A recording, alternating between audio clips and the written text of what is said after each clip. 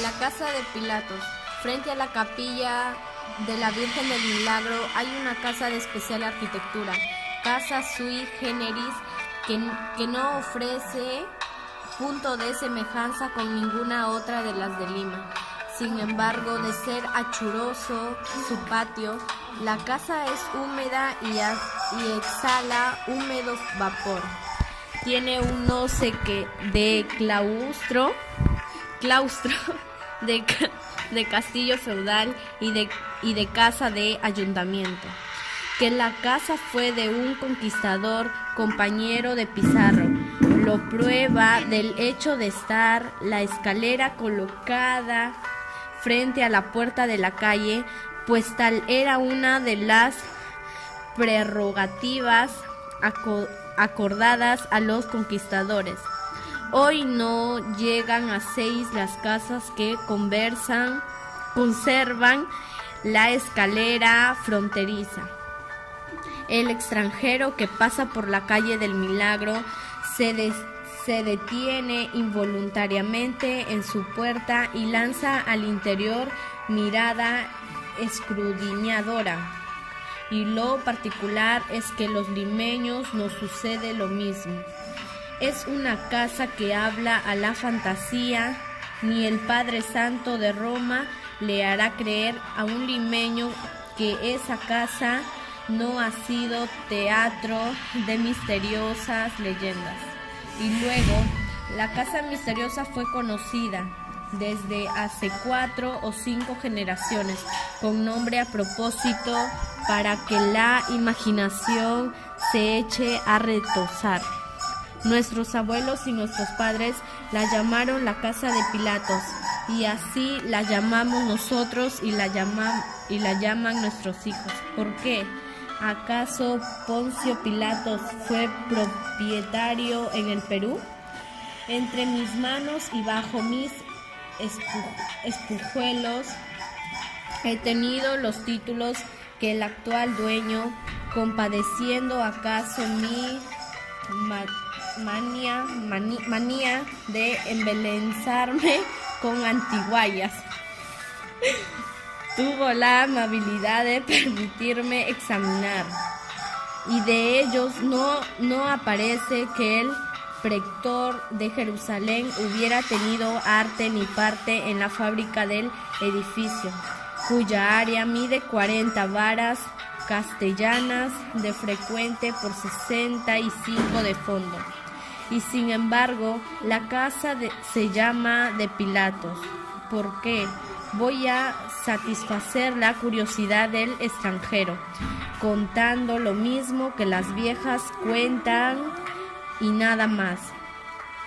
Se pela la frente el lector limeño que piensa que sobre la casa de Pilatos voy a decir algo que él no se tenga sabido.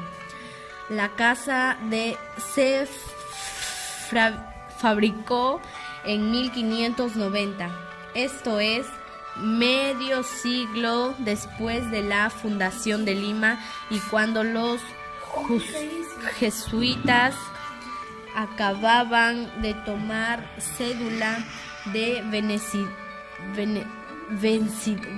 venciedad en esta tierra de Cucaña. Fue el padre Ruiz del Portillo, superior de ellos, quien delineó el plano, pues ligábalo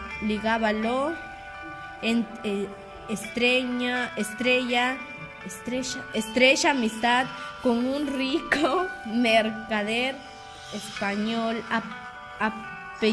apellidado Esquivel, propietario del terreno, con maderas y ladrillos sobrantes de la fábrica de San Francisco, y que Esquivel compró a ínfimo precio.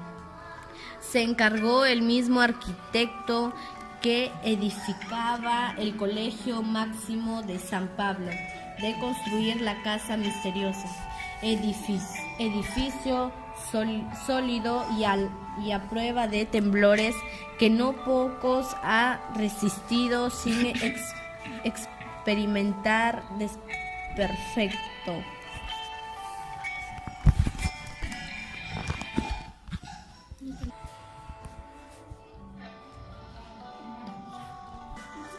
Cuando terminó de hablar Pérez, todos los circunstantes, menos éste, fueron por riguroso turno levantándose del asiento. Avanzaron hacia el Cristo y descargaron sobre él un fuerte ramalazo. Pérez, como Pilatos autorizaba con su impasible presencia el escarnecedor castillo. El espía no quiso ver más profanaciones, escapó como pudo y fue con el chisme a la Inquisición, que pocas horas después echó la zarpa encima a más de 100 judíos portugueses. Al judío Manuel Bautista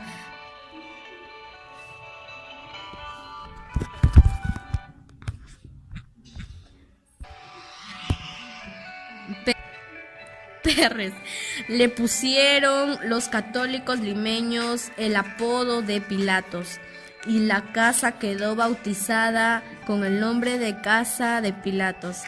Tal es la leyenda que el pueblo cuenta.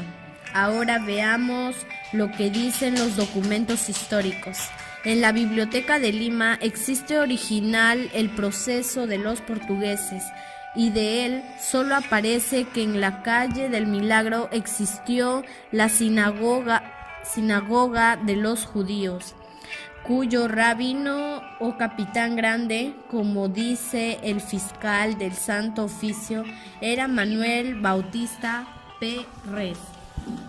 El fiscal habla de profanación de imágenes, pero ninguna minuciosidad refiere en armonía con la popular conseja. El juicio duró 3 años. Quien por menores quiera, búsquelos en mis anales de la Inquisición de Lima. Pérez y 10 de sus correligionarios fueron quemados en el auto de fe de 1639 y penitenciados 50 portugueses más, gente toda de gran fortuna. Parece que al portugués pobre no le era lícito de ser judío, o que la Inquisición no daba importancia a descamisados. Y no sé más sobre Pilatos ni sobre su casa.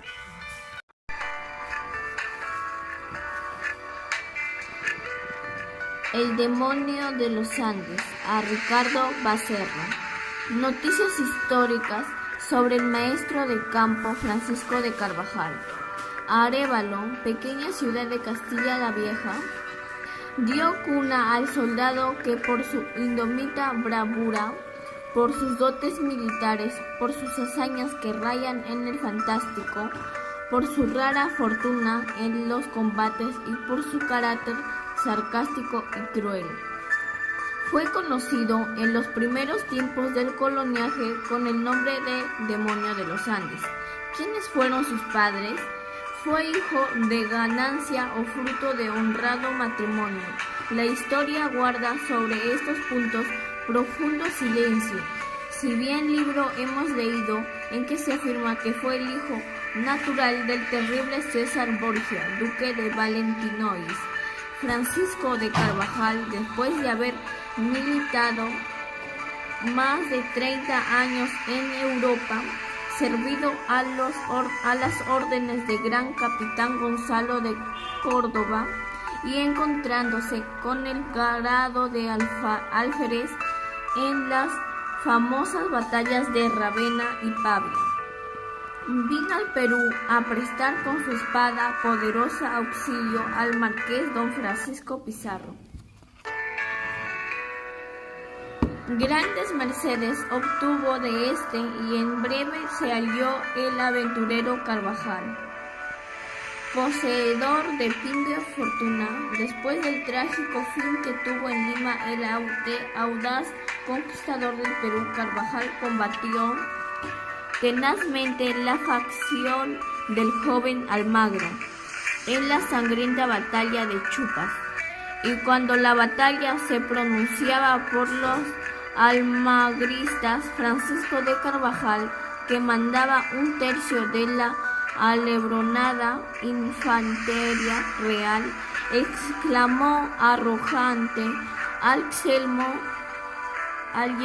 a la coraza y adelantándose a sus soldados: mengua y baldón para el que retroceda. Yo soy un blanco doble mejor que vosotros para el enemigo.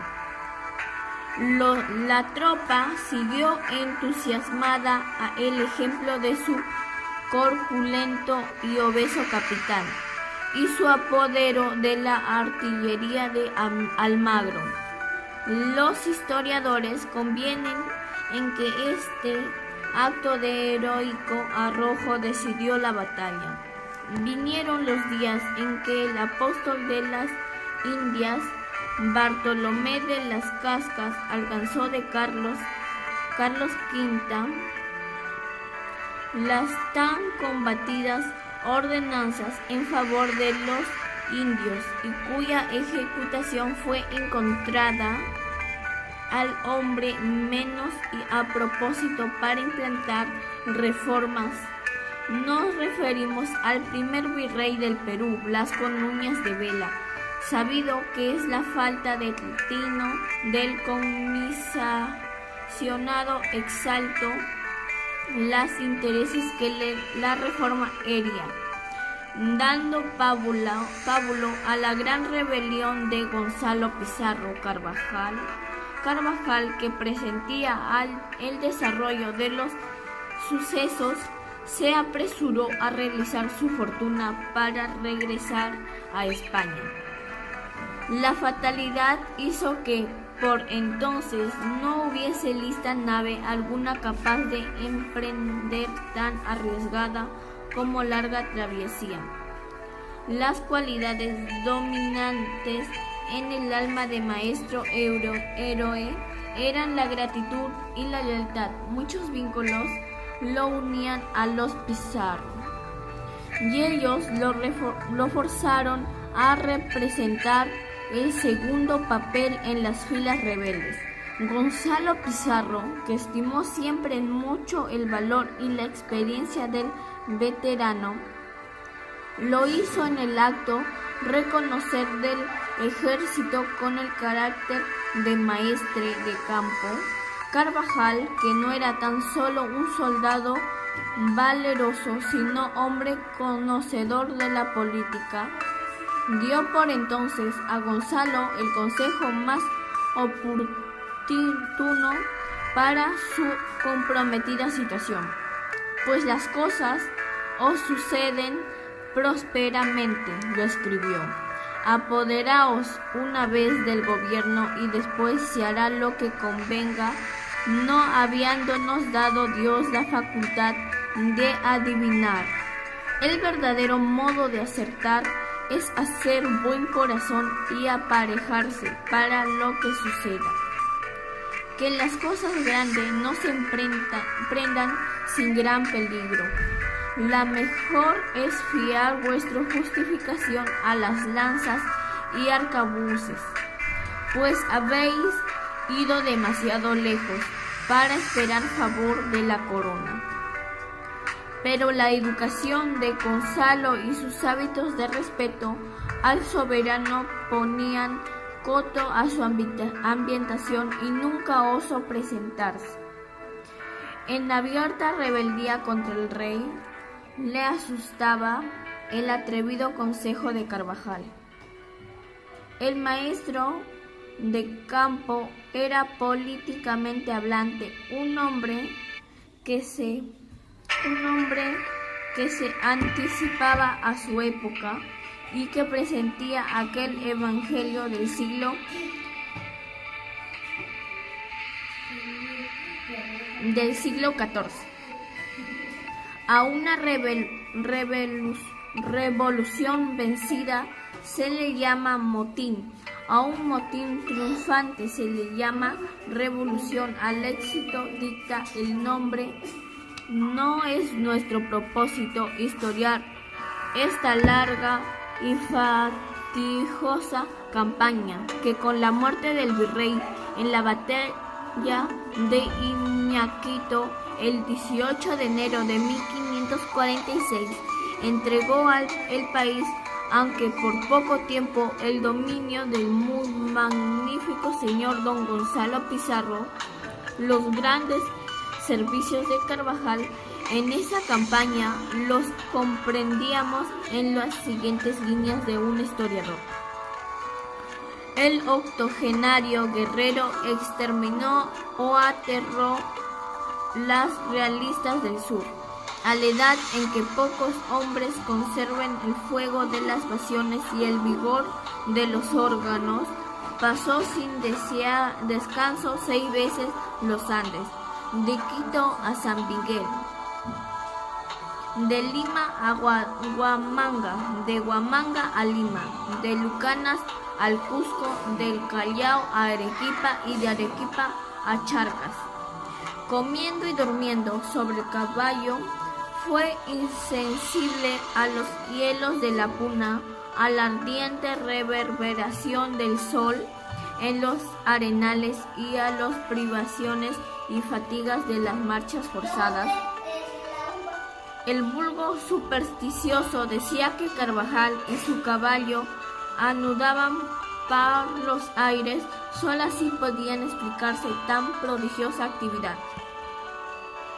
Después de la victoria de Iñaquito, el poder de Gonzalo parecía indestructible. Todo conspiraba para que el victorioso gobernador independizase el Perú.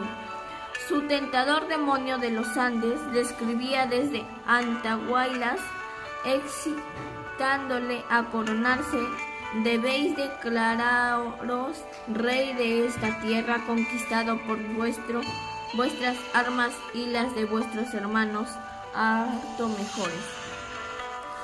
Son vuestros títulos que el de los reyes de España, en que cláusula de su testamento les leyó Adán el imperio de los Incas. No os intimidáis, porque hablillas vulgares os acusen de deslealtad. Ninguno que llegó a ser el rey tuvo jamás el nombre de traidor. Los gobiernos que creó la fuerza, el tiempo los hace legítimos. Reinad y seréis honrado de cualquier modo. Rey sois de hecho y debéis morir reinando. Francia y Roma os acompañarán si tenéis voluntad y maña para saber captaros su protección. Contad conmigo en vida y en muerte, y cuando todo turbio corra, tan buen palmo de pescuezo tengo yo para la horca como cualquier otro hijo de vecino. Entre los cuadros que hasta 1869 adornaban las paredes del Museo Nacional y que posteriormente fueron trasladados al Palacio de la Exposición, recomendamos haber visto un retrato del demonio de los Andes, en el cual se leían estos que son versos: del Perú la suprema independencia, Carvajal a 3 siglos quería y quererlo costarle la existencia. Pero estaba escrito que no era Pizarro el escogido por Dios para crear la nacionalidad peruana. Coronándose, habría creado intereses especiales en el país y los hombres habrían hecho su destino solidario con el del monarca. Por eso el arribo del licenciado Gasca, con amplios poderes de Felipe II para proceder en las cosas de América y prodigar indultos, honores y mercedes. empezó la traición a dar amarguísimos frutos en las filas de Gonzalo. Sus amigos se desbaraban para engrosar el campo del licenciado. Solo la severidad de Carvajal podía mantener a raya a los traidores tan grandes. Era el terror que inspiraba el nombre del veterano que en cierta ocasión dijo Pizarro a Pedro Paniagua, emisario de Gasca: esperad a que venga el maestro de campo, Carvajal, y lo veráis y conoceráis. Eso es, señor, lo que no quiero esperar, contestó el comisario, que el maestro yo le doy por visto y conocido. En Lima estaba en ebullición la rebeldía contra Pizarro. El pueblo, que en cabildo abierto lo había aclamado libertador, que lo llamó el muy magnífico y que le obligó a continuar en el cargo de gobernador, ya que él designaba el trono con que le brindaran ese mismo pueblo, le negaba un año después el contingente de los simpatías tristes. Tristísima cosa es el clamor popular. Forzando se vio Gonzalo para no sucumbir en Lima y retirarse al sur y presentar la batalla de Guairina. No excedía de 500 el número de leales que lo acompañaban.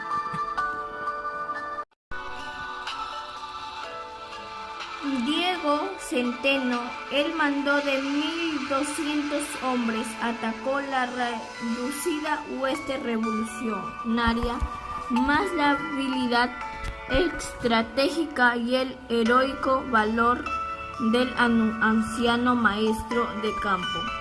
Alcanzaron para tan desesperada causa la última de sus victorias. La gran figura del vencedor de Guairina tiene su lado horriblemente sombrío. La crueldad difícilmente dada cuartel a los rendidos y más de 300 ejecuciones realizó con los desertores o sospechosos de traición. Cuéntase que en el Cusco doña María Calderón, esposa de un capitán de las tropas de Centeno, se permitía con mujeril indiscreción tratar a Gonzalo de tirano y repetía en público que el rey no tardaría en triunfar de las rebeldes. Comadrita, le dijo Carvajal en 3 distintas ocasiones, tráguese usted las palabras, porque si no contiene su maldita sin hueso, le haga matar. ¿Cómo hay Dios sin que la valga el parentesco espiritual que conmigo tiene? Luego que vio la inutilidad de la tercera monición, se presentó el maestro en casa de la señora, diciéndole: sepa usted, señora comadre, que vengo a darle garrote. Y después de haber expuesto el cadáver en una venta, exclamó: cuerpo de tal comadre Caturrita, que si usted no escarmienta de esta, yo no sé lo que me haga.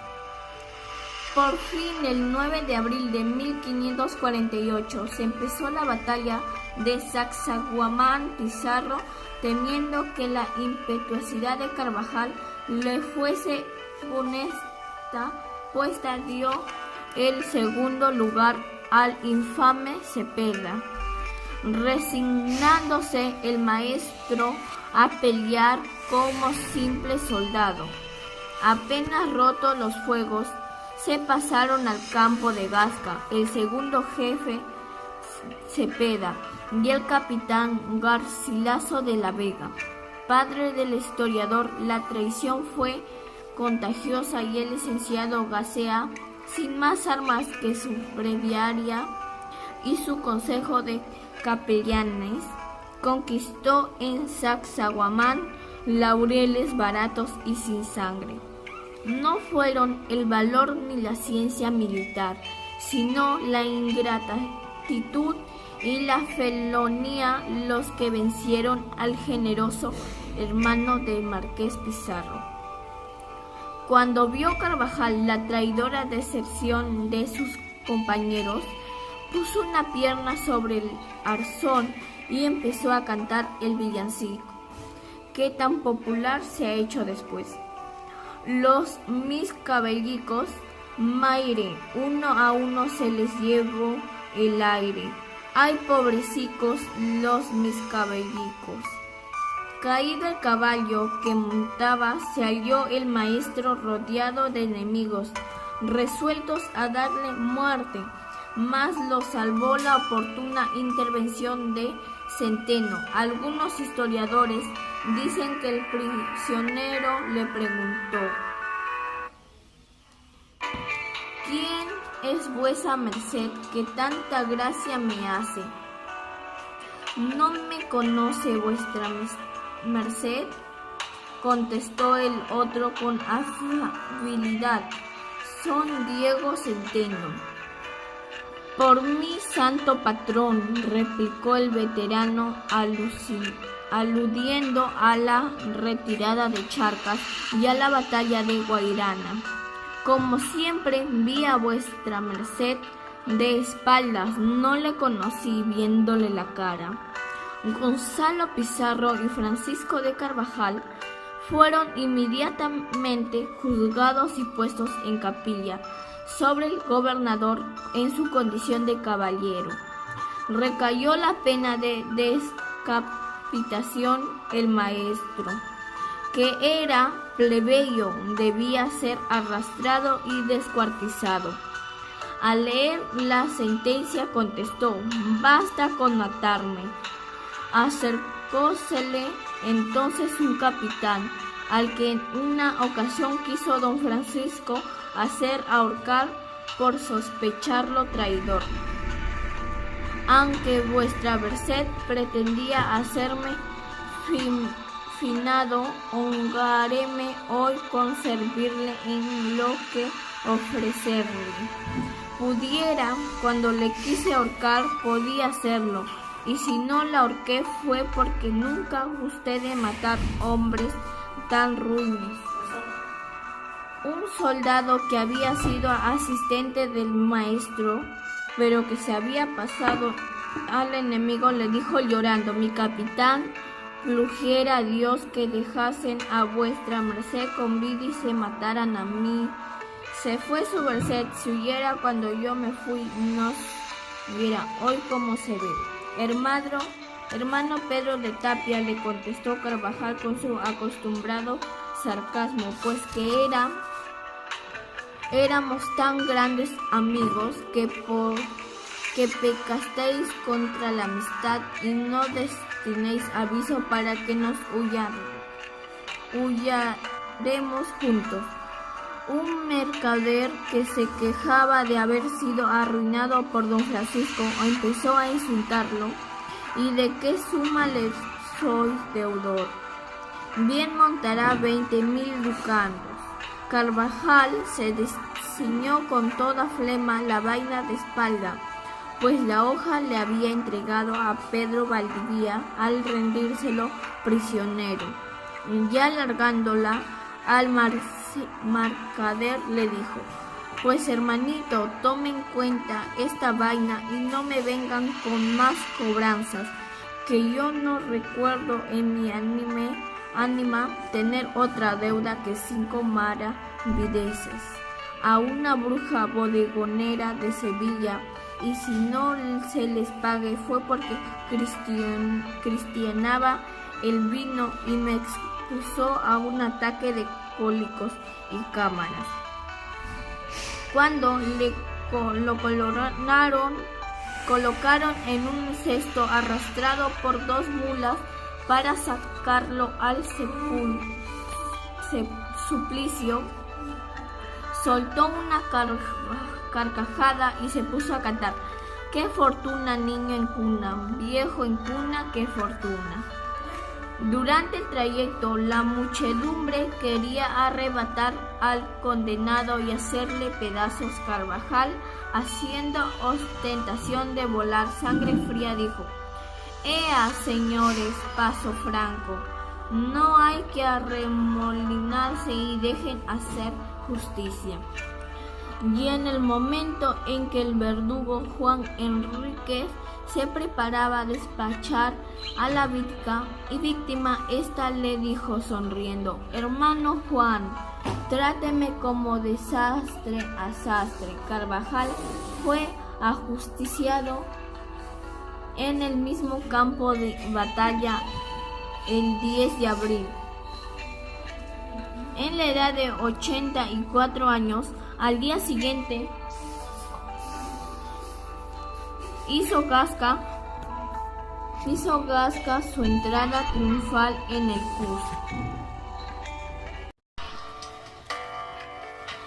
He aquí el retrato moral que un historiador hace del infortunado maestro. Entre los soldados del Nuevo Mundo, Carvajal fue sin duda el que poseyó más dotes militares.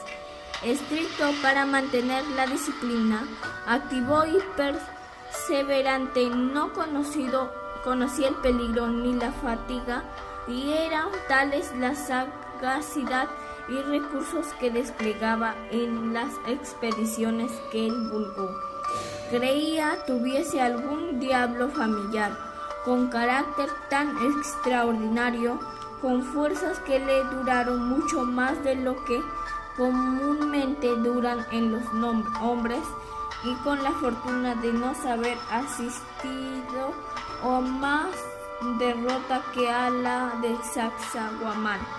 En 65 años que en Europa y América vivió llevando vida militar, no en extraños se hayan referido de él cosas fabulosas, ni que sus soldados, considerándole como un ser sobrenatural, lo llamasen el demonio de los Andes. Tenía vena, si se puede llamarse, y darse suelta en su locuacidad en cualquier ocasión. Miraba la vida como una comedia, aunque más de una vez hizo de ella una tragedia. Su ferocidad era proverbial, pero aún sus enemigos le reconocían una gran virtud, la fidelidad. Por eso no fue tolerante con la perfidia de los demás. Por eso nunca manifestó compasión con los traidores. Esta constante lealtad, donde semejante virtud era tan rara, rodea de respeto la gran figura del maestro de campo Francisco de Carvajal. Pero no con el suplicio concluyó para Carvajal la venganza del poder real. Su solar, a casa en Lima, la formaba el ángulo de las calles conocidas hoy con los nombres de La Pelota y de Los Gallos. El terreno fue sembrado de sal de molidas las paredes interiores, y en la esquina de la última se colocó una lápida de bronce con una inscripción de infamia para la memoria del propietario. A la calle se le dio el nombre de calle de Mormal de Carvajal. Mas entre la soldadesca había dejado el maestro de campo muchas entusiastas apasionadas, y tan luego como el licenciado Gasca regresó a España, quitaron una noche el ignominioso mármol. La audiencia efectuó algunas prisiones, aunque sin éxito, pues no alcanzó a descubrir a los ladrones. Poco después aconteció en el Cusco la famosa rebeldía del capitán don Francisco Girón, quien, proclamando la misma causa vencida en Sacsayhuamán, puso en peligro durante 13 meses el poder de la Real Audiencia. Derrotado, Girón fue conducido prisionero a Lima y colocado su sangrienta cabeza en la Plaza Mayor, en medio de los dos postes en que estaban la cabeza las de Gonzalo Pizarro y Francisco de Carvajal.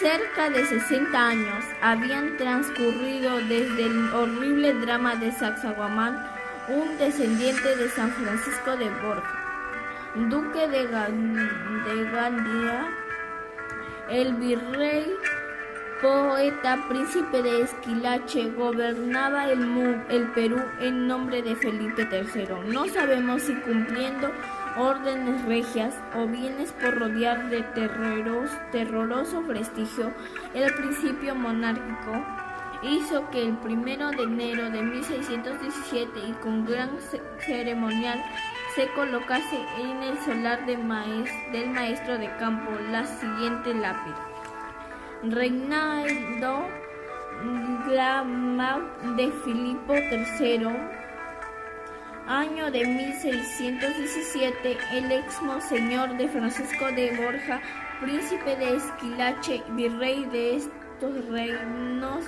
mandó reedificar este mormal, que es la memoria del castigo que se dio a Francisco de Carvajal, maestro de campo de Gonzalo Pizarro, en cuya campaña fue eleve y traidor a su rey, el señor natural, cuyas casas se derribaron y sembraron de sal, año de 1538, y este es su solar. Esta lápida que vuestros lectores pueden examinar para concederse de que el copiarlo hemos cuidado de conservar hasta las extravagancias ortográficas, se encuentra hoy incrustada en una de las redes del Salón de la Biblioteca Nacional. Pero algunos años después, un deudo de Carvajal la hizo desaparecer de la esquina de los Gallos, hasta que un siglo más tarde, en 1545, fue restaurado por el virrey Marqués de Mancera, como la prueban los siguientes líneas que completan la del Salón de la Biblioteca. Después de reinando la magnese de Filipo III, el exmo del señor don Pedro de Toledo y Leiva, marqués de Mancera, virrey de estos reinos, gentil hombre de 15 cámara y de su consejo de guerra, estando este mormal otra vez perdiendo, le mandó renovar año de 1645. Cuando el Perú conquistó su independencia, perdió su nombre la calle de mármol de Carvajal. Los hijos de la República no podíamos sin mengua ser compartícipos de un enseñamiento que no se detuvo ante la santidad de la tumba. Para que los lectores de esta sucinta biografía forman cabal concepto de hombre que así en las horas de la prosperidad como en las del infortunio fue leal y abnegado servidor del muy magnífico don Gonzalo Pizarro. Vamos a presentarles en una docena de tradiciones históricas cuando de original y curioso conocemos sobre el carácter y acciones del popular demonio de los Andes. El obispo chincheño. Lima, como todos los pueblos de la tierra, ha tenido y tiene un gran surtido de tipos extravagantes, locos, mansos y cándidos. A esta categoría pertenecieron en los tiempos de la República Bernardito, Basilio, Yegua, Manongo Muñón, Bofetada del Diablo, Salmando, Cogoy, el Príncipe, Adefesio, Semisa de Una, Felipe de Cochina, y pongo punto por no hacer interminable la nomenclatura. Por los años de 1780 comía pana esta ciudad de los reyes de un bendito de Dios, a quien pusieron en la paila bautismal el nombre de Ramón. Era un pobretó de solemnidad, mantenido por la caridad pública, y el hazmerreír de muchachos y gente ociosa. hombre de pocas palabras, pues para complemento del desdicha era tartamudo. A todo contestaba con un sí señor, que al pasar por su desdentada boca se convertía en chicheño. El pueblo llegó a olvidar que nuestro hombre se llamaba Ramoncito, y todo Lima lo conocía por chicheño, apodo que se ha generalizado después aplicándolo a las personas de carácter benévolo y complaciente que no tienen hiel para proferir una negatividad rotunda. Diariamente, y aun tratándose de ministros de Estado, oímos decir en la conversación familiar: ¿quién? ¿Fulano? Sí, ese hombre no tiene calzones, era un chicheño. En el año que hemos apuntado llegaron a Lima, con procedencia directa de Barcelona, 2 acaudalados comerciantes catalanes, trayendo un valioso cargamento. Consistía en sederías de Manila, paño de San Fernando, alhajas, casuñas de lama y brocado, mantos para imágenes y lujosos paramentos de iglesia. Arrendaron un vasto almacén en las calles de bodegones, adornando una de las vidrieras con pectorales y cruces de brillantes, cálices de oro con incrustaciones de piedras preciosas, anillos, arrancadas y otras prendas de rubí, ópalos, zafiros, perlas y esmeraldas. Aquella vidrería fue pecadero de las imeñas y tenaz conflicto para el bolsillo de padres, maridos y galanes.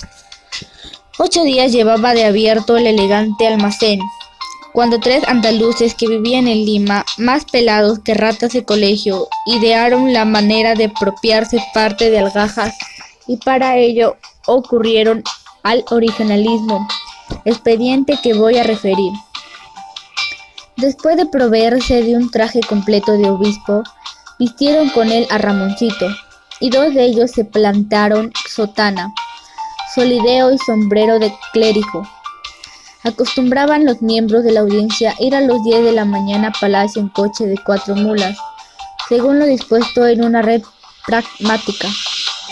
El conde de Pozos Dulces, don Melchor Ortiz Rojas, no era a la sazón primer regente de la audiencia, y tenía por cochero a un negro, devoto del aguardiente, quien después de dejar a su amo en palacio fue seducido por los andaluces, que le regalaron media pelucona, a fin de que pusiese el carruaje a disposición de ellos. Acababan de sonar las 10, hora de almuerzo para nuestros antepasados, y las calles próximas a la Plaza Mayor estaban casi solitarias, pues los comerciantes cerraban las tiendas a las 9:30, y seguidos de sus dependientes iban a almorzar en familia. El comercio se reabría a las 11. Los catalanes de bodegones se hacían llevar con Iván, un criado, el desayuno a la trastienda de almacén. Iban ya a sentarse a la mesa cuando un lujoso carruaje se detuvo a la puerta. Un paje de aristocrática librea que iba a la zaga del coche abrió la portezuela y bajó el estribo, descendiendo 2 clérigos y tras ellos un obispo. Penetraron los 3 en el almacén. Los comerciantes se deshicieron en cortesías, basaron el anillo pectoral y pusieron junto al mostrador silla para su ilustrísima. Uno de los familiares tomó la palabra y dijo: Su señoría, el señor obispo de Huamanga, de quien soy humilde capellán y secretario, necesita algunas alhajitas para decencia de su persona y de su santa iglesia catedral. Y sabiendo que todo lo que ustedes han traído de España es de la última moda, han querido darles preferencia. Los comerciantes hicieron como es de práctica la apología de sus artículos, garantizando bajo palabra de honor que ellos no daban gato por liebre, y añadiendo que el señor obispo no tendría que arrepentirse por la distinción con los que honraba. En primer lugar, continuó el secretario, necesitamos un cáliz de todo lujo para las fiestas solemnes. Su señoría no separa precios. que no es ningún roñoso. ¿No es así, ilustrísimo señor? Sí, señor, contestó el obispo. Los catalanes sacaron a lucir cálices de primoros, trabajo artístico. Tras los cálices vinieron cruces y pectorales de brillantes cadenas de oro, anillos, alhajas para la Virgen de no sé qué advocación y regalos para la monjita de Huamanga. La factura subió a 15.000 duros mal contados. Cada prenda que cogían los familiares las enseñaban a su superior, preguntándole: ¿Le gusta su señoría ilustrísima? Sí, señor, contestaba el obispo. Pues al coche. Y el pajecito cargaba con la gaja a la vez que uno de los catalanes apuntaba el precio en un papel. Llegado el momento del pago, dijo el secretario: iremos por las talegas al palacio arzobispal, que es en donde está alojado su señoría. Ya nos esperará aquí. Cuestión de 15 minutos. ¿No les parece a su señoría ilustrísima? Sí, señor, respondió el obispo.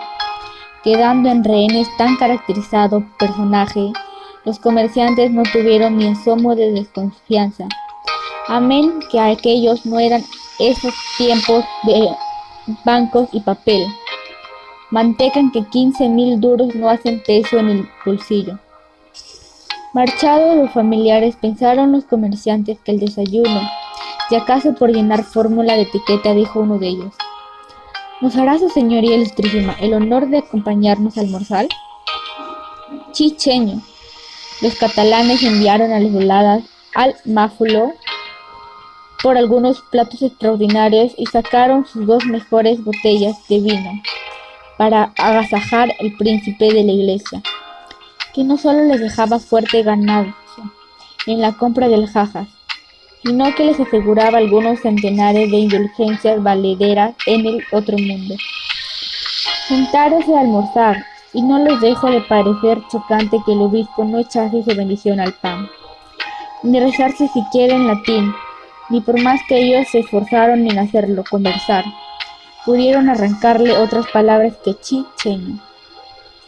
El obispo trajo como Heliogábalo, y entre tanto pasaron 2 horas y los familiares con las 15 talegas no daban de acuerdo a sus personas. Para una cuadra que distamos de aquí el palacio arzobispal es ya mucha la tardanza, dijo al fin Amorcasto, uno de los comerciantes. Ni que hubiera ido a Roma por bulas. ¿Les parece a su señoría que vaya a buscar a sus familiares? Chicheño. Y calándose el sombrero salió el catalán desenletrado, la calle. En el palacio arzobispal supo que allí no había huésped ni trado, y que el obispo de Huamanga estaba muy tranquilo en su diócesis cuidando de sus rebaños. El hombre echó a correr vociferando como un loco. Alborotóse la calle de bodegones. El almacén se llenó de curiosos para quienes Ramoncito era antiguo conocido. Descubrióse el pastel, y por vía del anticipo, mientras llegaban los alguaciles, la emprendieron los catalanes, a movicones, con el obispo de pega. De no es añadir que Chicheño fue a Chirona, pero reconocido por tonto de capirote. La justicia lo puso pronto en la calle. En cuanto a los ladrones, hasta hoy, y ya hace un siglo, que yo sepa, no se ha tenido de ellos noticia.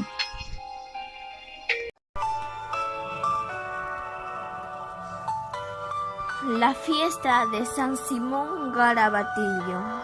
Faustino Guerra habíase encontrado en la batalla de Ayacucho en condición de soldado raso. Afianzada la independencia, obtuvo licencia final y retiróse a la provincia de su nacimiento, donde consiguió ser nombrado maestro de escuela de la villa de Lampa. El buen Faustino no era ciertamente hombre de letras, mas para el desempeño de su cargo y tener contentos a los padres de familia, bastábale con leer medianamente, hacer regulares palotes y enseñar de coro a los muchachones la doctrina cristiana. La escuela estaba situada en la calle Ancha, en una casa que entonces era prioridad del Estado y que hoy pertenece a la familia Montesinos. Contra la costumbre general de los dómines de aquellos tiempos, don Faustino hacía poco uso del látigo, al que había el bautizado con el nombre de San Simón Garabatillo.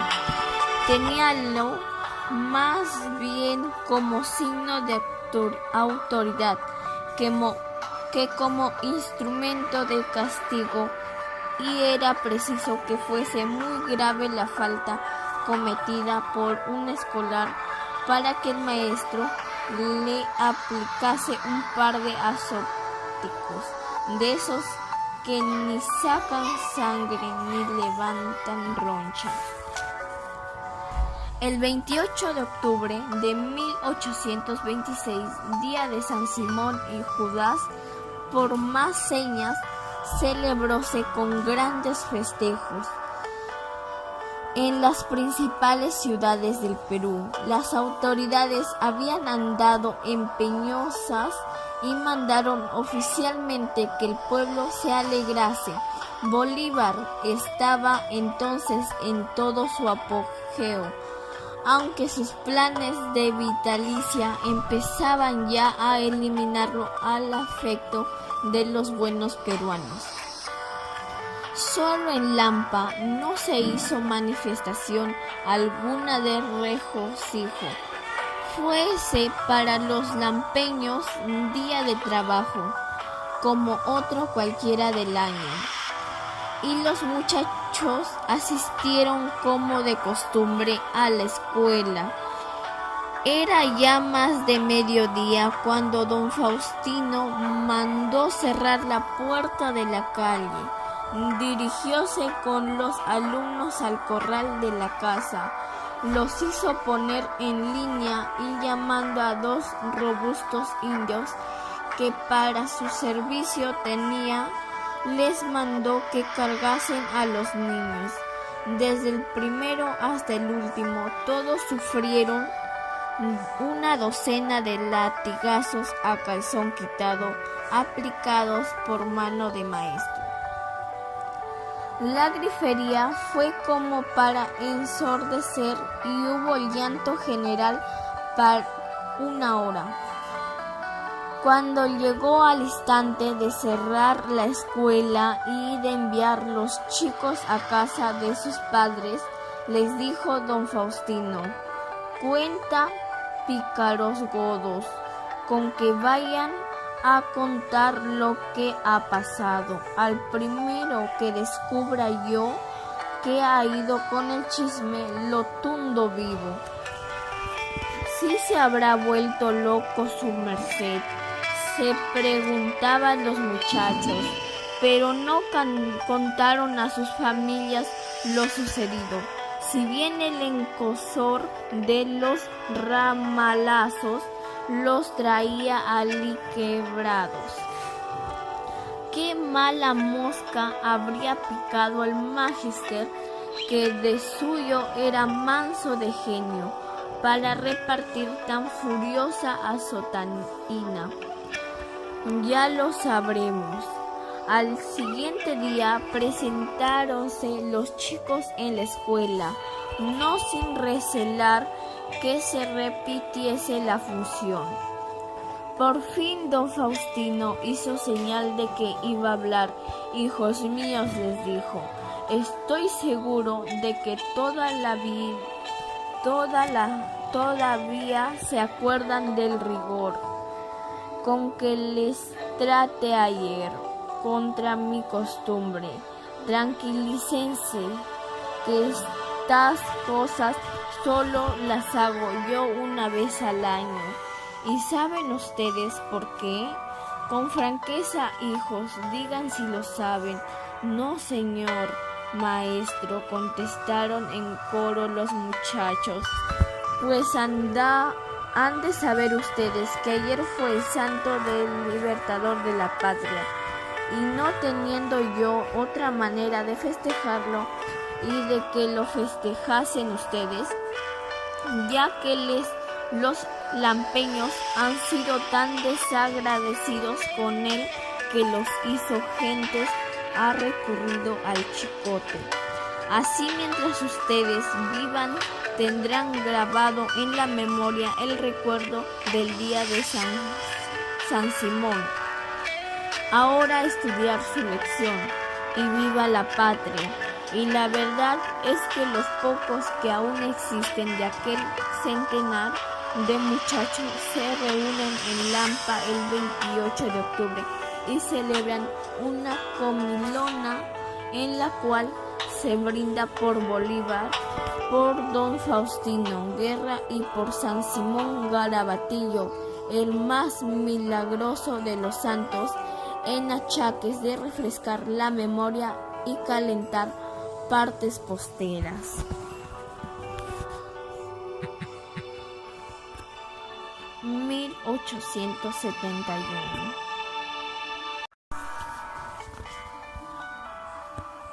Un predicador de lujo.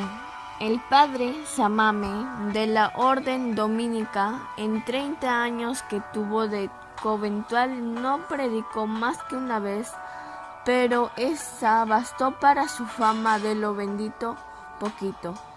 Lo que voy a contar pasó en la tierra donde el diablo se hizo cigarrero, y no lo fue del todo mal en el oficio. Guacho era en el siglo anterior un villorrio de pescadores y labriegos, gente de letras gordas o de pocos intereses, pero vivísima para vender gato por liebre. Ellos, por arte de birloque o con ayuda de los polvos de pirlimpimpín que no sabemos se vendan en la botica, transformaban un róbalo en corvina y aprovechaban la cáscara de la naranja para hacer naranjas hechizas. Los guachanos de ahora no sirven, en punto a habilidad e industria, ni para descalzar a sus abuelos. Decididamente las razas degeneran. A los guachanos de hoy no les atañe ni les llega a la pestaña mi cuento. Habla de gentes del otro siglo y que ya está criando malvas en el cogote. Y hago esta salvedad para que no brinque alguno que me arme proceso, que de esas cosas se han visto.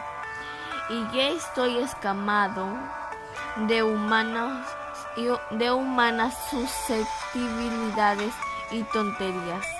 Aconteció por entonces que, aproximándose la Semana Santa, el cura del lugar hallábase imposibilitado para predicar el sermón de 3 horas por causa de un pícaro reumatismo.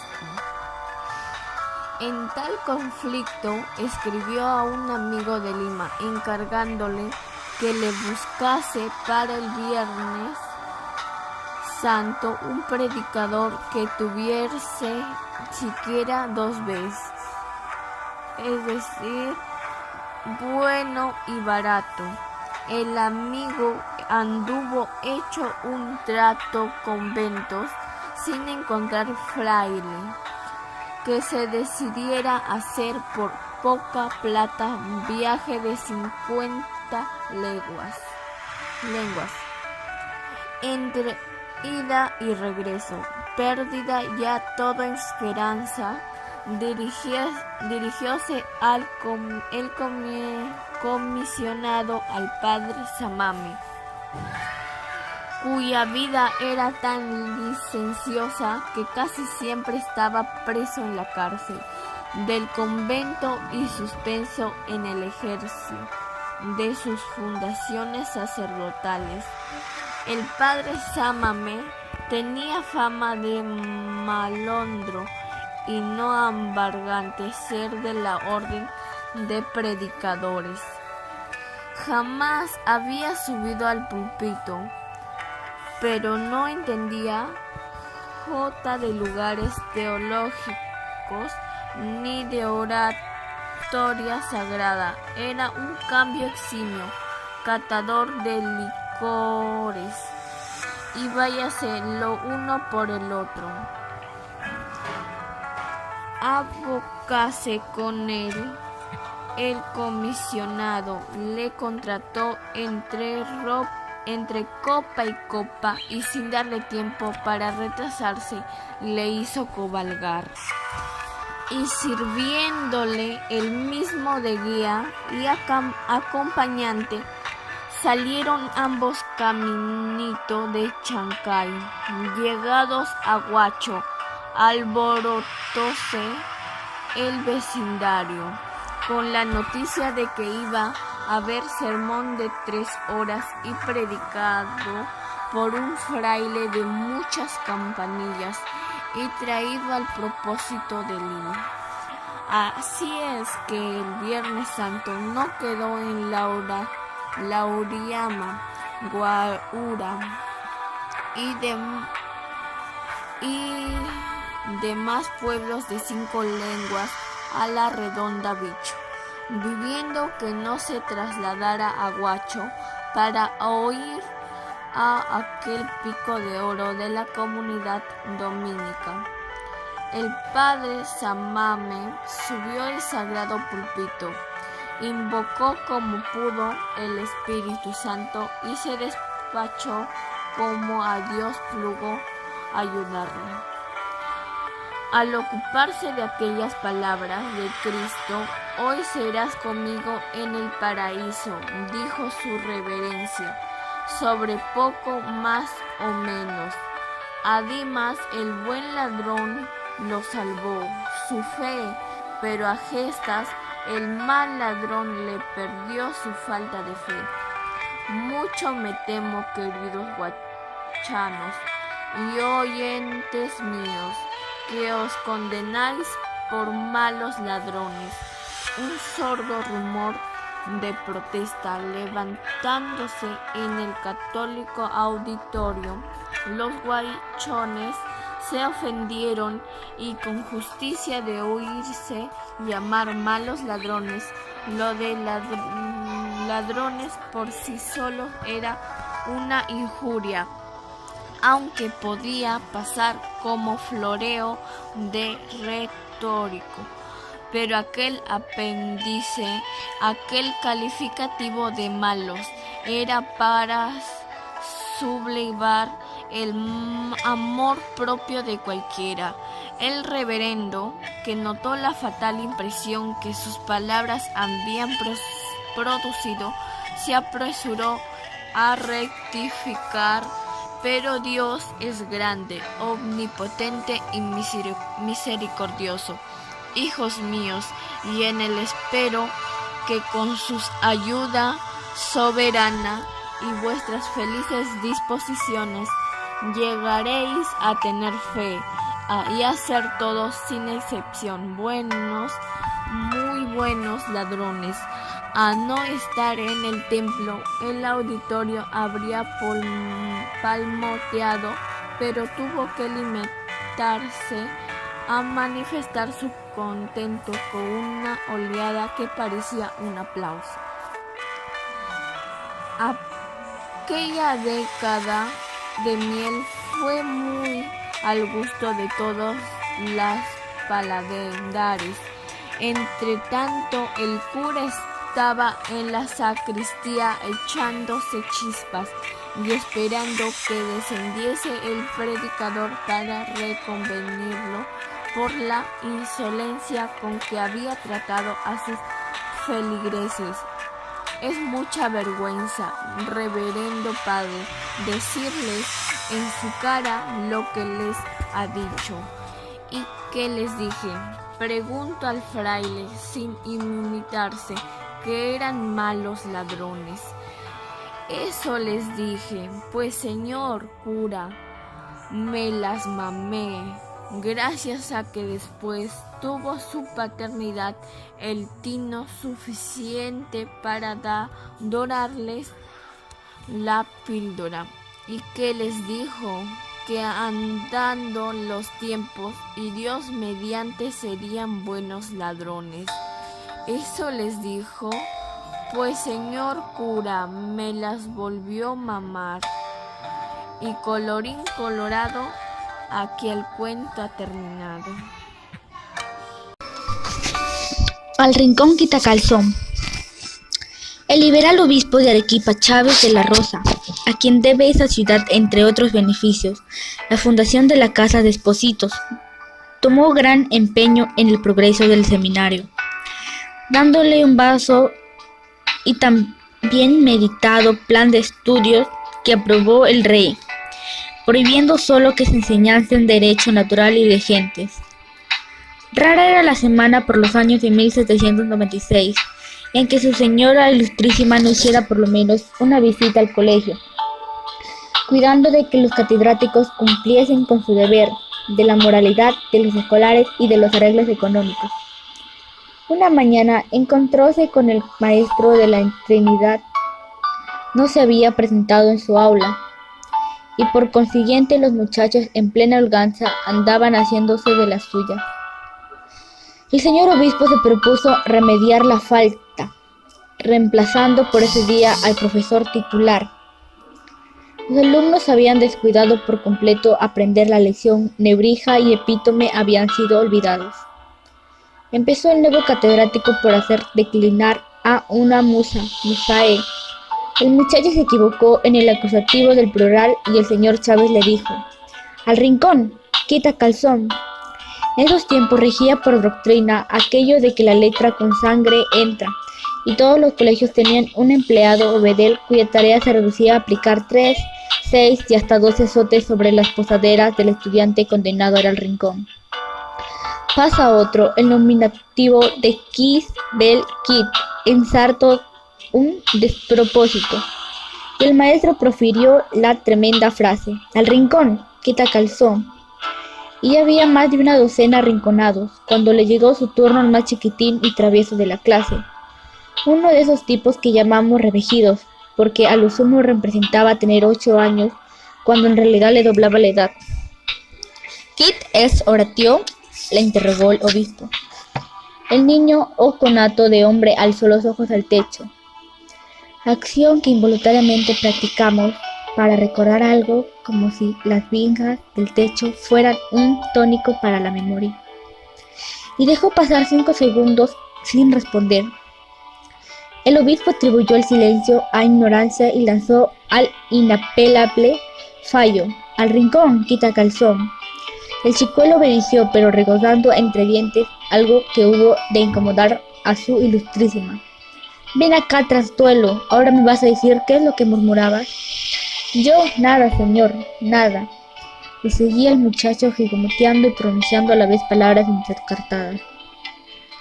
Tomó a capricho el obispo saber lo que el escolar murmuraba, y tanto le hurgó que al fin le dijo el niño: «Lo que hablo entre dientes es que si su señoría ilustrísima me permitiera, yo también le haría una preguntita, y había de verse moro para contestármela de corrido».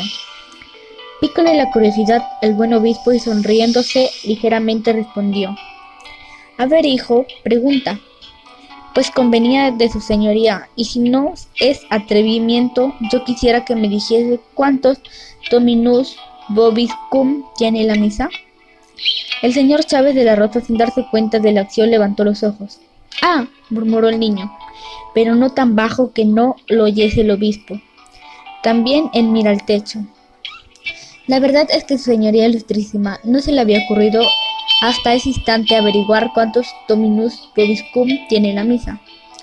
Encantólo y esta era natural, la agudeza de aquel arrapiezo que desde ese día le cortó, como se dice, el ombligo. Por supuesto que hubo amnistía general para los arrinconados. El obispo se constituyó en padre y protector del niño, que era de una familia pobrísima de bienes, sin bien rica en virtudes, y le confirmó una de las becas del seminario. Cuando el señor Chávez de la Rosa, no queriendo transigir con abusos y fastidiado de luchar sin fruto con su cabildo y hasta con las monjas, renunció en 1804 el obispado, llevó entre los familiares que le acompañaron a España al cleriguito del Dominus Vobiscum, como cariñosamente llamaba a su protegido. Andando los tiempos, aquel niño fue uno de los prohombres de la independencia, uno de los más prestigiosos oradores en nuestras asambleas, escritor galano y robusto, habilísimo político y orgullo del clero peruano. ¿Su nombre? ¿Qué? ¿No lo han adivinado ustedes? En la bóveda de la catedral hay una tumba que guarda los restos del que fue Francisco Javier de Luna Pizarro, 20º arzobispo en Lima, nacido en Arequipa en diciembre de 1780 y muerto el 9 de febrero de 1855. Los tres motivos del oidor. El 27 de octubre de 1544 estaban los vecinos de Lima que no les llegaba la camisa al cuello, y con razón, eso sí. Al levantarse de la cama y abrir puertas para dar libre paso a la gracia de Dios, se hallaron con la tremenda noticia de que Francisco de Carvajal, sin ser de nadie sentido, se había colado en la ciudad con 50 de los suyos, puesto en prisión a varios sujetos principales tildados de amigos del virrey Blasco Núñez, y ahorcando no como quiera un par de pobres diablos, sino a Pedro del Barco y Machín de Florencia, los hombres de fuste, y que tanto que fueron del número de los primeros conquistadores, es decir, de los que capturaron a Atahualpa en la plaza de Cajamarca. Carvajal previno caritativamente a los vecinos de Lima que estaba resuelto a seguir ahorcando prójimos y saquear la ciudad, si éste no se aceptaba por gobernador del Perú a Gonzalo Pizarro, quien, con el grueso de su ejército, se encontraba esperando la respuesta a 2 leguas de camino. Componían a la sazón la Real Audiencia los licenciados Cepeda, Tejada y Zárate, pues el licenciado Álvarez había oído el bulto, declarándose en favor del virrey. Asustados los oidores con la amenaza de Carvajal, convocaron a los notables en cabildo. Discutióse al punto muy a ligera, pues no había tiempo para perder en largos discursos ni en flores de rotica. Extendióse acta reconociendo a Gonzalo por gobernador. Cuando le llegó turno de firmar al oidor Zárate, que según el palentino era muy viejo chocho, que empezó a dibujar una cruz y bajo ella, antes de estampar su garabato, escribió: «Juro a Dios y a esta cruz y a las palabras de los santos evangelios, que firmo por 3 motivos: por miedo y por miedo». Vivía el oidor Zárate en compañía de una hija, doña Teresa, moza de 20 muy lozanos, linda desde el zapato hasta la peineta, y que traía en las venas todo el ardor de su sangre andaluza, causa más que suficiente para barruntar que el estado de doncellez se le había haciendo muy cuesta arriba. La muchacha, cosa natural en las rapazas, tenía su quebradero de cabeza con Blasco de Soto, alférez de los tercios de Carvajal, quien la pidió al padre y vio rechazada la demanda que su merced quería para marido de su hija, hombre de caudal saneado. No se descorazonó el galán con la negativa y puso su cuita en conocimiento de Carvajal. «¿Cómo se entiende?», gritó furioso don Francisco. «¿Un oidor de Mojiganga desairar a mi alférez, que es un chico como unas perlas? Conmigo se las habrá el abuelo. Vamos, galopín, no te tortoles, que no soy Francisco de Carvajal o mañana te casas. Ya padrino tu boda y basta. Duéleme que estés de veras enamorado, porque has de saber, muchacho, que el amor es el vino que más presto se avinagra. Pero eso no es cuenta mía, sino tuya, y tu alma tu palma. Lo que yo tengo que hacer es casarte, y te casaré como hay viñas en Jerez, y entre tú y la Teresa multiplicaréis hasta que se gaste la pizarra. Y al maestre de campo enderezó a casa del oidor, y sin andarse con dibujos de escolar, pidió para su ahijado la mano de la niña. El pobre Zárate se vio comido de gusanos, balbuceó mil excusas y terminó dándose a partido. Pero cuando el notario le exigió que suscribiese el consentimiento, lanzó el buen viejo un suspiro. Cogió la pluma de ganso y escribió: «Conste por esta señal de la cruz que consiento por 3 motivos: por miedo y por miedo». Así llegó a hacerse proverbial en Lima esta frase, los 3 motivos del oidor. Frase que hemos recogido de boca de muchos viejos, y que vale tanto como aquella de las 99 razones que alegraba al artillero para no haber hecho una salva. Razón primera: no tener pólvora. Guárdese en el pecho las 98 restantes. A poco del matrimonio de la hija, cayó Zárate gravemente enfermo de disentería, y en la noche que recibió la extremaunción llegó a visitarlo Carvajal y le dijo: «Vuesa merced se muere porque quiere. Deje de gananeos y bébase en tisana una pulgarada de polvos de cuerno de unicornio, que son tan eficaces para su mal como huesecito de santo». «No, mi señor don Francisco», contestó el enfermo, «me muero no por mi voluntad, sino por 3 motivos». «No los diga, que los sé», interrumpió Carvajal, y salió riéndose del aposento del moribundo.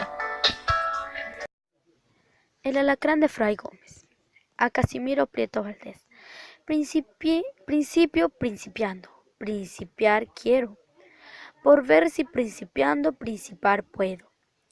Indiedibus y Gis dijo: «Cuando yo era muchacho oía con frecuencia a las viejas exclamar, ponderando el mérito y precio de una alhaja, esto vale tanto como el alacrán de Fray Gómez. Tengo una chica, réinate de lo bueno, de la flor de la gracia y espumita de la sal, con unos ojos más pícaros y trapisondistas que un par de escribanos. Chica que se parece al lucero del alba cuando amanece, al cual pimpollo he bautizado en mi paternal cochera, con el mote de alacrancito de Fray Gómez, y explicar el dicho de las viejas y el sentido del piropo con que agasajo a mi Angélica. Es lo que me propongo, amigo y camarada Prieto, con esa tradición. El sastre pagada deudas compuntadas, y yo no tengo otra manera de satisfacer la literaria que con usted he contraído, que dedicándole estos 4 palotes. Primer capítulo. Este era el lego contemporáneo de don Juan de Pipirindia, el de la valiente pica de San Francisco Solano, lo cual luego legó desempeñaba en Lima, en el convento de los padres seráficos, las funciones y refitolero en la enfermería u hospital de los devotos frailes. El pueblo lo llamaba Fray Gómez, y Fray Gómez lo llamaban las crónicas conventuales, y la tradición lo conoce como Fray Gómez. Creo que está hasta en el expediente que para su beatificación y canonización existe en Roma, no se le da otro nombre. Fray Gómez en mi tierra, milagros amantas, sin darse cuenta de ellos, y con quien no quiera la cosa. Era de suyo milagrero, como aquel que hablaba en mi prosa sin sospecharlo. Sucedió que un día el lego por el puente, cuando un caballo desbocado arrojó sobre las losas jinete, infeliz quedó patitieso, con la cabeza hecha una criba y arrojando sangre por la boca y narices. Se descalabró, gritaba la gente, que vayan a San Lázaro por el santo Leo, y toda era bullicio. Alaraca. Fray Gómez, acercándose pausadamente al que yacía en tierra, pusiéndolo sobre la boca el cordón de su hábito, échole 3 bendiciones, y sin más médico ni más botica, el descalabrado se levantó tan fresco como si golpe no hubiera recibido. Milagro, milagro, viva Fray Gómez, exclamaron los infinitos pecadores, y en su entusiasmo intentaron llevar en triunfo al lego. Para sustraerse a la popular ovación, echó a correr camino de su convento y se encerró en su celda. La crónica franciscana cuenta esto último de manera distinta. Dice que Fray Gómez, para escapar de sus aplaudidores, se elevó en los aires y voló desde el puente hasta la torre de su convento. Y ni lo niego, lo afirmó. Pude que sí y pude que no, tratándose de maravillas. No gasto tinta en defenderlas ni en refutarlas. Aquel día estaba Fray Gómez en vena de hacer milagros, pues cuando salió de su celda se encaminó a la enfermería, donde encontró a San Francisco Solano, acostado sobre una tirama, víctima de una furiosa jaqueca. Pulsóle el ego y le dijo: su paternidad está muy débil y haría bien en tomar algún alimento. Hermano, contestó el santo, no tengo apetito. Haga un esfuerzo, reverendo padre, y pase siquiera un bocado. Y tanto insistió el refitolero, que el enfermo, por librarse de exigencias que picaban ya en majandería, ideó pedirle lo que hasta para el virrey habría sido imposible conseguir, pero por no ser la tentación propicia para satisfacer el antojo. Pues mire, hermanito, solo comería con gusto un par de pejerreyes. Fray Gómez metió la mano derecha dentro de la manga izquierda y sacó un par de pejerreyes tan fresquitos que parecían acabados de salir del mar. Aquí los tiene su paternidad, y que en salud se le convirtiera. Voy a guisarlos. Y ello es que con los benditos pejirreyes quedó San Francisco curado como por ensalmo. Me parece que estos 2 milagritos de que incidentalmente me quedó ocupado no son como paja picada. Dejó en mi tintero otros muchos de nuestro lego, porque no me he propuesto relatar su vida y milagros. Sin embargo, apuntaré para satisfacer curiosidades exigentes, que sobre la puerta de la primera celda, el pequeño claustro que hasta hoy sirve de enfermería, hay un lienzo pintado al óleo representado estos 2 milagros, con la siguiente inscripción: el venerable Fray Gómez nació en Extremadura en 1560, visitó el ámbito en Chuquisaca en 1580, vino a Lima en 1587. Enfermero fue 40 años, ejercitando todas las virtudes, dotado de favores y dones celestiales. Fue su vida un continuado milagro. Falleció en 2 de mayo de 1631 con fama de santidad. En el año siguiente se colocó el cadáver en la capilla Aranzazú, y en 13 de octubre de 1810 se pasó debajo del altar mayor a la bóveda donde son sepultados los padres del convento. Presenció la trasladación de los restos el señor doctor de Bartolomé María de las Heras. Se restauró este venerable retrato en 30 de noviembre de 1882. Estaba una mañana Fray Gómez en su celda, entregado a la meditación, cuando dijeron a la puerta unos discretos golpizos y una voz de quejumbro su timbre. Dijo: Deo gratitas, alabado sea el Señor, por siempre jamás. Amén, entre hermanito, contestó Fray Gómez. Y penetró la humildísima celda un individuo algo desarrapado, vera efigies del hombre a quien acongojan pobrezas, pero en cuyo rostro se quedaba adivinar el providencial honradez del castellano viejo.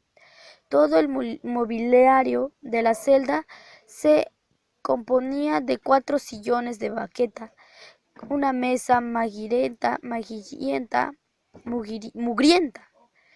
y una tarima sin colchón, sábanas ni abrigo y con una piedra por cabeza o almohada. Tome asiento, hermanito, y dígame sin rodeos lo que por acá le trae, dijo Fray Gómez. Es el caso, padre, que yo soy hombre de bien a carta cabal. Se le conoce que preservé deseo, que así merecerá en su vida terrena la paz de la conciencia y en la otra bienaventuranza. Y es el caso que yo, bobonero, que vivo encargado de familia, y que ni comercio ni cunde por falta de medios, que por ni la holgazanería y escasez de mi industria en mí. Me alegro, hermano, que a quien honradamente trajo Dios le acude. Pero es el caso, padre, que hasta ahora Dios se me hace el sordo, y en el acorrerme tarda. No desespere, hermano, no desespere, pues es el caso de que muchas puertas he llegado en demanda de habilitación por 500 duros y todas las he encontrado en cerrojo y cerrojillo. Y es el caso que anoche en mis cavilaciones y mismo me dije a mí mismo: Ea, Jeromo, buen ánimo y vete a pedirle el dinero a Fray Gómez, que si él lo quiere médicamente, yo pobre como es medio contratará para sacarte del apuro. Y es el caso que aquí estoy porque he venido y a su paternidad le pido y ruego que me preste su pachuela por 6 meses. Seguro que no será por mí por quien se diga. El mundo hay devotos de ciertos santos. La gratitud les dura lo que el milagro, que el beneficio da siempre de vida a ingratos desconocidos. ¿Cómo ha podido imaginarse, hijo, que en esta triste celda encontraría ese caudal? Es el caso, padre, que no acertaría a responderle, pero tengo fe en que no me dejará ir desconsolado. La fe lo salve, hermano. Espere un momento, y paseando los ojos por las desnudas y blanqueadas paredes de la celda, vio un alacrán que caminaba tranquilamente sobre el marco de la ventana. Fray Gómez arrancó una página de un libro viejo, dirigiéndose a la ventana, cogió con delicadeza a la sabandija, le envolvió en un papel y tornándose hacia el castellano viejo le dijo: Tome, buen hombre, y empeñe alhajita No olvides, sí, devolvérmela dentro de 6 meses. El bombero se hizo en francés de agradecimientos, se despidió de Fray Gómez y más que deprisa se encaminó a la tienda de un usurero. La joya era espléndida, verdadera alhaja de reina marisca, por decir al menos. Era un predendor figurando un alacrán. El cuerpo lo formaba una magnífica esmeralda engarzada sobre oro, y la cabeza un grueso brillante de 2 rubíes por ojos. El usurero, que era un hombre conocedor, vio la alhaja con codicia y ofreció al necesitado adelantarle 2000 duros por ella. Pero nuestro español se empeñó en no aceptar otro préstamo que el del 500 duros por 6 meses, y con un interés judíaco, se entiende, extendiéronse y firmándose los documentos o papeletas de estilo, acariciando el agiotista la esperanza de que a la postre el dueño de la prenda acudirla por más dinero, que con el recargo de interés se convertiría en propietario de joya tan valiosa por su mérito intrínseco y artístico. Y con este capitalito fuele tan prósperamente en su comercio, que en la terminación del plazo pudo desempeñar la prenda, y envuelta en el mismo papel en que la recibiera, se la devolvió a Fray Gómez. Este tomó el alacrán, lo puso sobre el alféizar de la ventana, lo echó una bendición y dijo: Animalito de Dios, sigue tu camino. El alacrán echó a andar libremente por las paredes de la celda, y vieja pelleja, aquí dio fin la conseja. Gracias. La chirana del Inca. A Teodorico Olaechea. En 1412, el Inca Pachacutic, acompañado de su hijo el príncipe imperial Yupanqui y de su hermano Cápac Yupanqui, emprendió la conquista del Valle de Inca, cuyos habitantes, si bien en índole pacífica, no carecían de esfuerzo y elementos para la guerra. Comprendiéndolo así, el sagaz monarca, y antes de recurrir a las armas, propuso a los iqueños que se sometiesen a su paternal gobierno. Aviniéronse estos de buen grado, y el Inca y sus 40.000 guerreros fueron cordial y espléndidamente recibidos por los naturales, visitando Pachacútec, al feraz territorio que acababa de sujetar a su demonio. Detúvose una semana en el pago llamado Tate. Era una anciana a quien acompañaba una bellísima doncella, hija suya. El conquistador de los pueblos creyó también de fácil conquista el corazón de la joven, pero ella, que amaba a un galán de la comarca, tuvo la energía que sólo el verdadero amor inspira, para resistir a los enamorados ruegos del prestigioso y omnipotente soberano.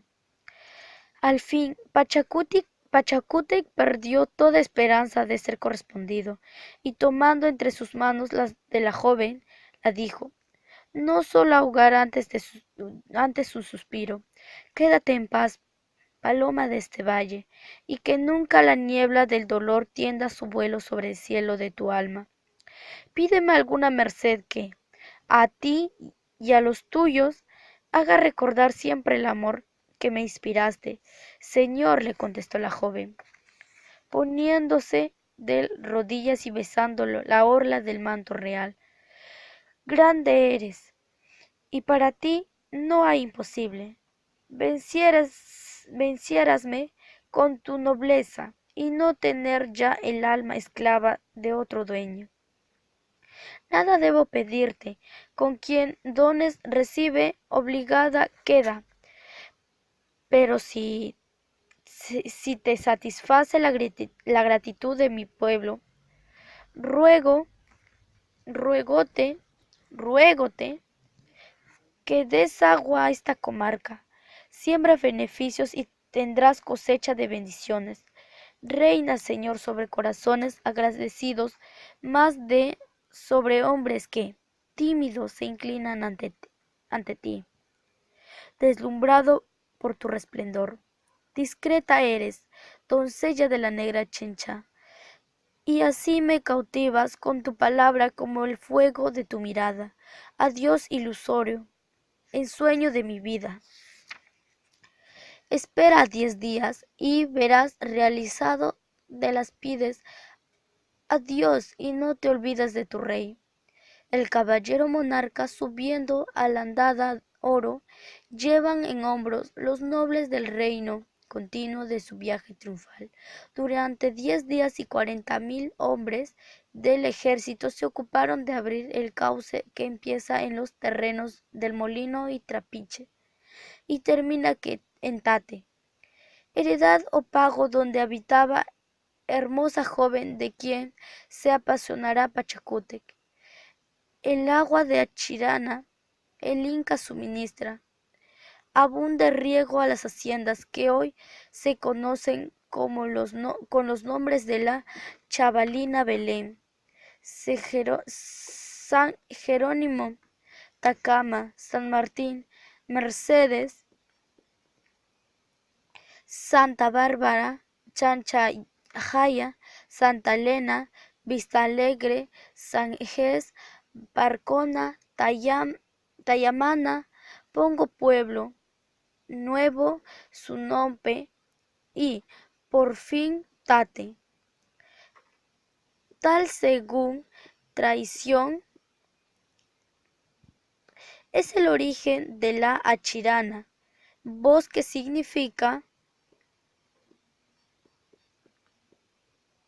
lo que corre limpiamente hacia el hermoso, lo que corre limpiamente, lo que es hermoso. Al Cristo de la Agonía, al doctor Alcides de Estruje. San Francisco de Quito, fundada en agosto de 1534 sobre las ruinas de la antigua capital de los Siris, posee hoy una gran población de 70.000 habitantes y se halla situada en la falda oriental de Pichincha o monte de que hierve. El Pichincha descubre las investigadoras miradoras del viajero dos grandes cráteres que sin duda son resultado de sus varias erupciones. Presenta 3 picachos y respiraderos notables, conocidos con los nombres de Ruco, Pichuncha, Pichincha, Viejo Guagua, Pichincha, Pichincha Niño o Pichincha Niño, y Cóndor Huachana, o nido de cóndores, después del Sanga y el volcán más nativo del mundo, que se encuentra en la misma patria de los Siris, inmediaciones de Riobamba.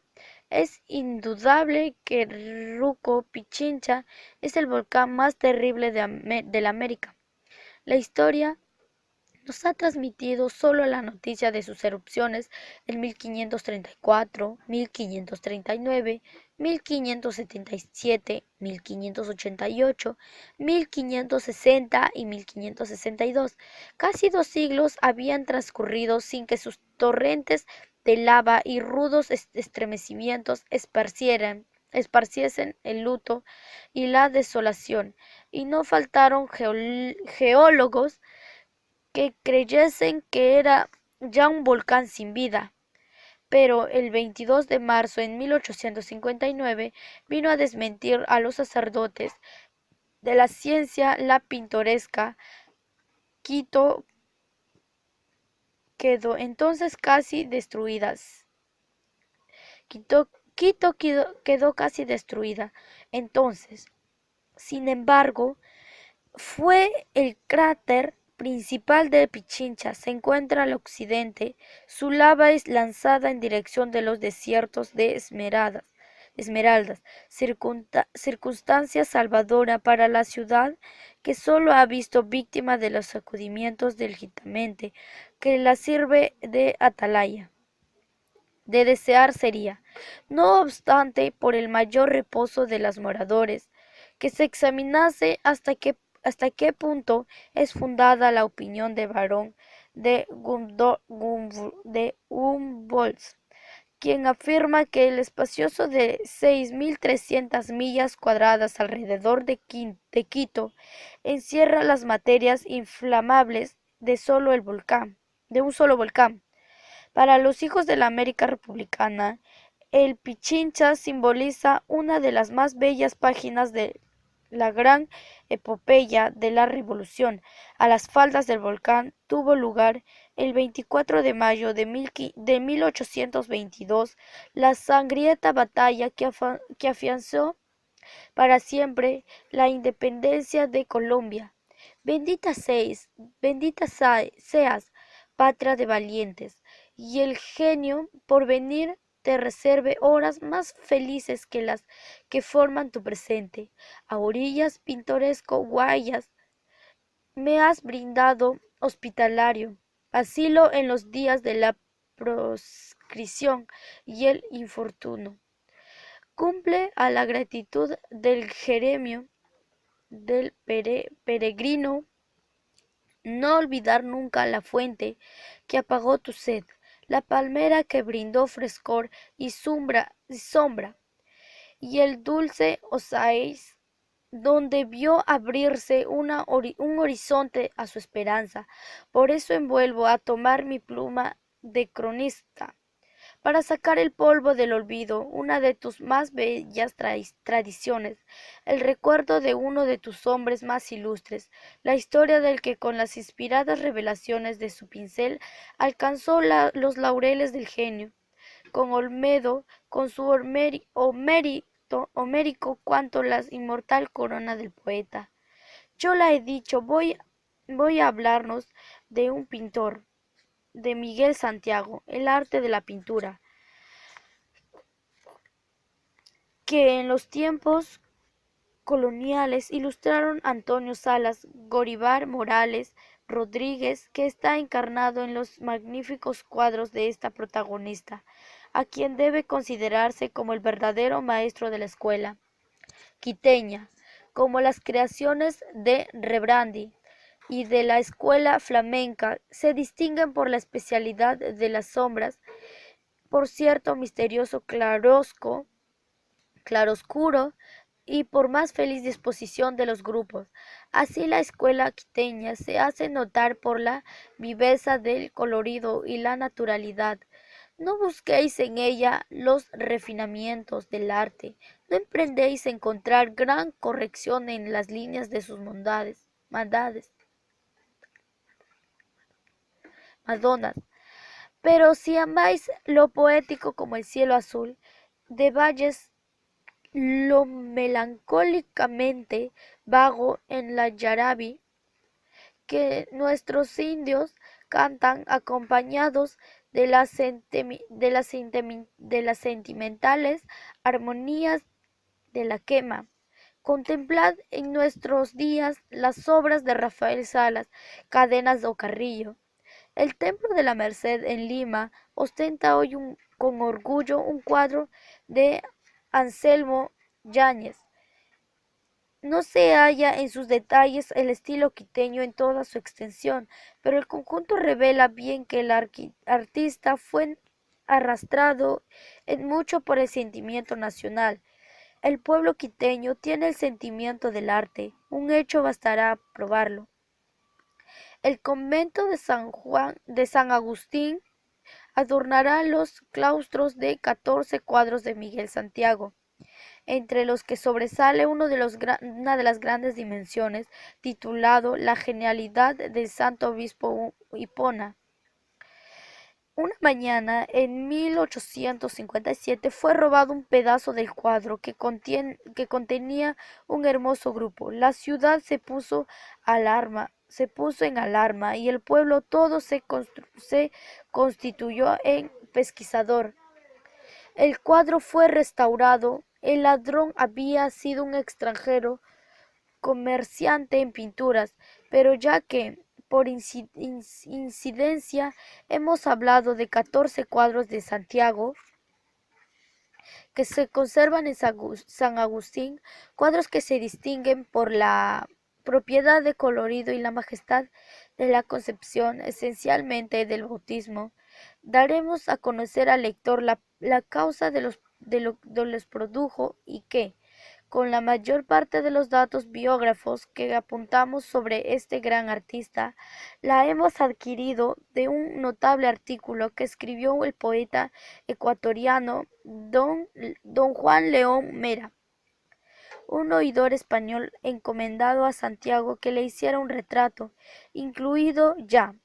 Partió el artista para un pueblo llamado Guápulo, dejando el retrato al sol para que se secara, y encomendando el ciudado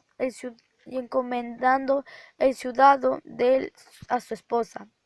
La infeliz no supo impedir el retrato que se ensuciase, y llamó al famoso pintor Giróvar, discípulo y sobrino de Miguel, para que reparase el daño. De regreso Santiago descubrió que la articulación de un dedo con el otro pincel había pasado sobre el suyo. Confesáronle la verdad.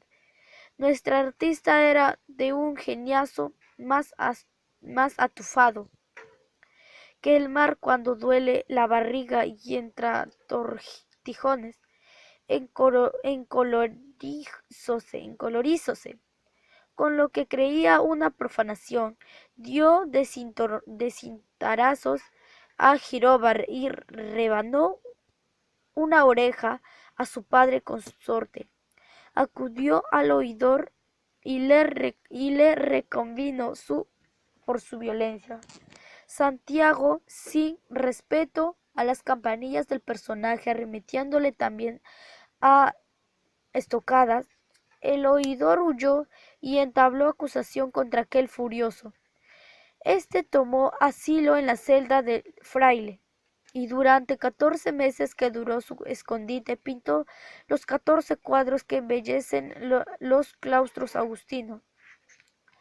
Merece la especial mención por el diestro Mageno de las tintas el titulado Milagro del peso de las ceras. Se afirma que una de las figuras que en él se hallan es el retrato del mismo Miguel Santiago. Cuando Miguel Santiago volvió a aspirar el aire libre de la ciudad natal, su espíritu era ya presa del ascetismo de su siglo. Una idea abrazada de su cerebro, trasladar al lienzo su suprema agonía de Cristo. Muchas veces se puso a la obra, pero descontento de la ejecución arrojaba la paleta y rompía el lienzo, mas no por eso desmayaba en su idea. La fiebre de la inspiración de la devorada. Y sin embargo su pincel era rebelde para obedecer a tan poderosa inteligencia y tan decidida voluntad, pero el genio encuentra el medio de salir triunfador. Entre los discípulos frecuentan el taller hallándose un joven de bellísima figura. Miguel creyó ver el modelo que necesitaba para llevar a cumplida realización su pensamiento. Hízolo desnudar y colocólo en una cruz de madera. La actitud nada tenía de agradable ni de cómoda. Sin embargo, el rostro del joven se dibujaba con una ligera sonrisa, pero el artista no buscaba la expresión de la complacencia del indiferentismo, sino de la angustia y el dolor. ¿Sufres?, preguntaba con frecuencia a su discípulo. No, maestro, contestaba el joven, sonriendo.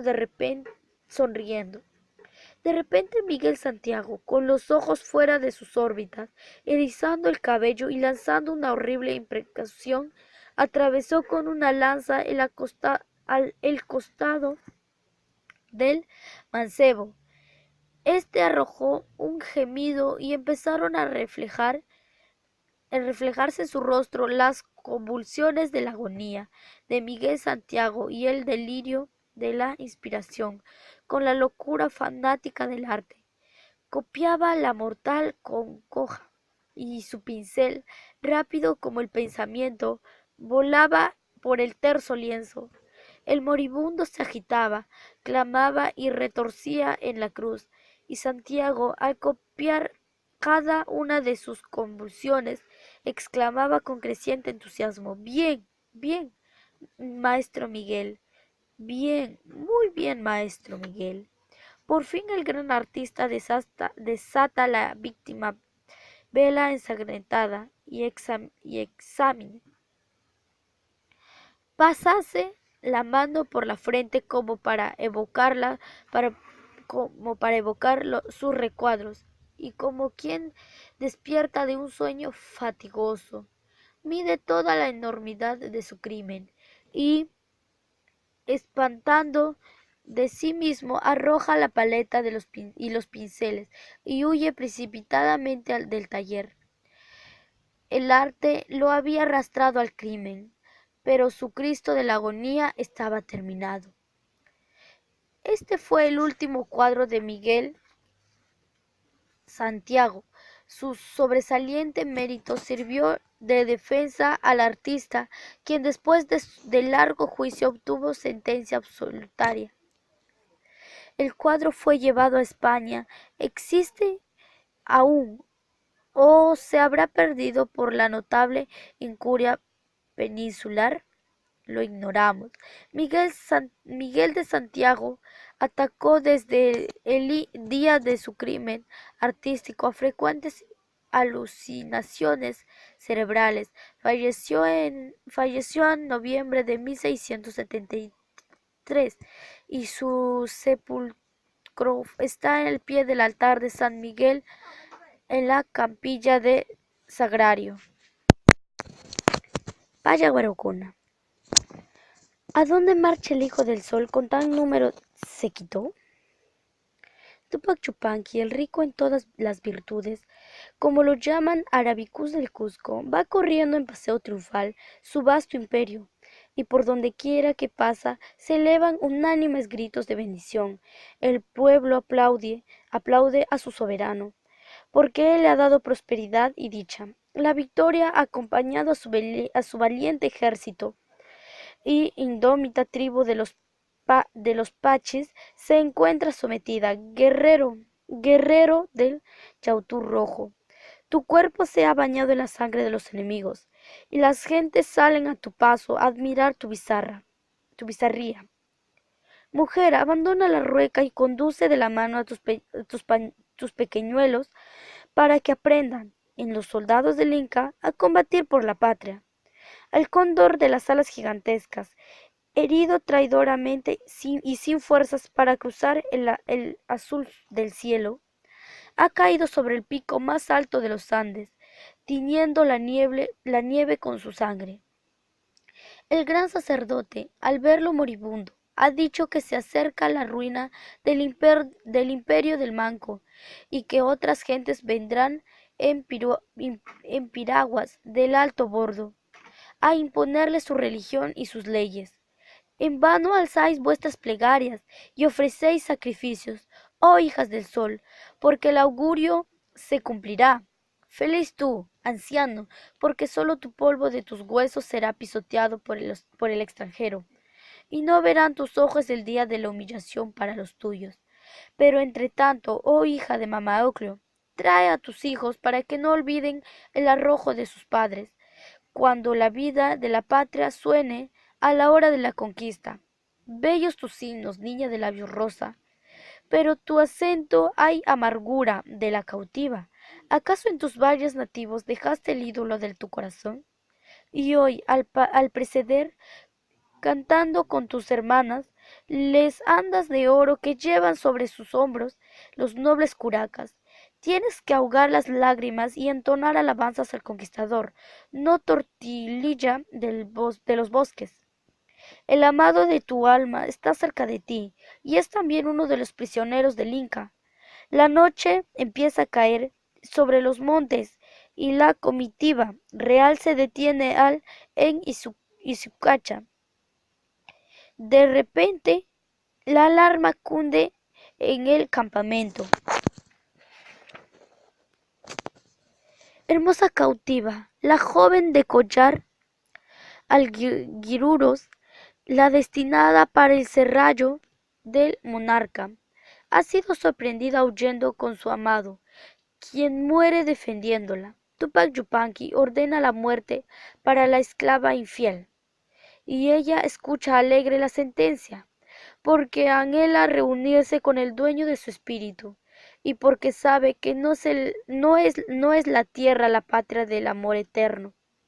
Y es de entonces, oh viajero, si quieres conocer el sitio donde su inmolada la cautiva, sitio al que los habitantes de Huancayo dan el nombre de Payaguarcuna, fíjate en la cadena de cerros, y entre Iscuchaca y Huaynapuquio verás una roca que tiene las formas de una india con un collar en el cuello y en el turbante las plumas sobre la cabeza.